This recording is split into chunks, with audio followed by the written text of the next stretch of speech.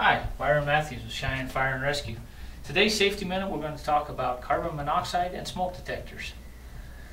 With the changing of the clocks, it's time to check the batteries in our smoke detectors and carbon monoxide detectors.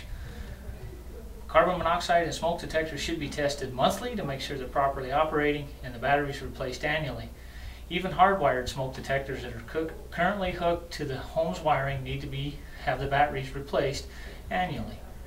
In order to do so, you simply press the test button and you'll hear the chirp that the actual alarm is sounding. One of the most economically priced tools that can provide fire protection in your home 365 days a year, 24 hours a day is a carbon monoxide and smoke detector. There are two types of smoke detectors, ionization and photoelectric.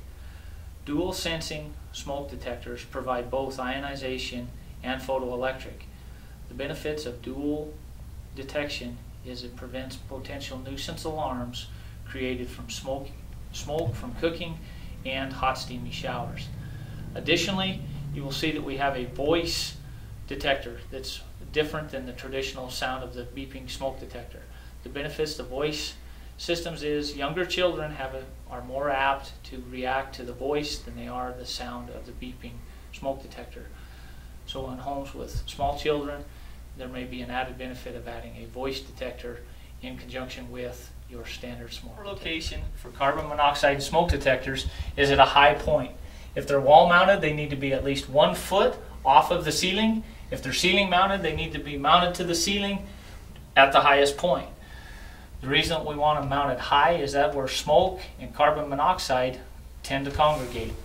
That's where it gathers, that's where the detector is going to have the ability to operate and sound. When it's time to replace the batteries in smoke detectors and carbon monoxide detectors may have batteries that are mounted on a front mount door as seen here.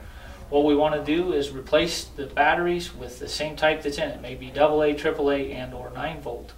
If it's a smoke detector or carbon monoxide detector with a back door, we'll turn the detector over, open that up, and replace the battery with the proper type.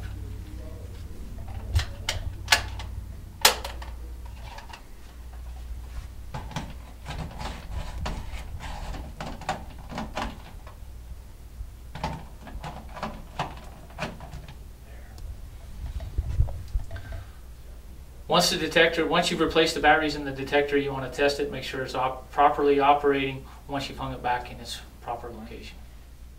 Additionally, low cost and or free smoke detectors and carbon monoxide detectors are available for low income individuals. For more information, please contact Cheyenne Fire and Rescue at 637-6311.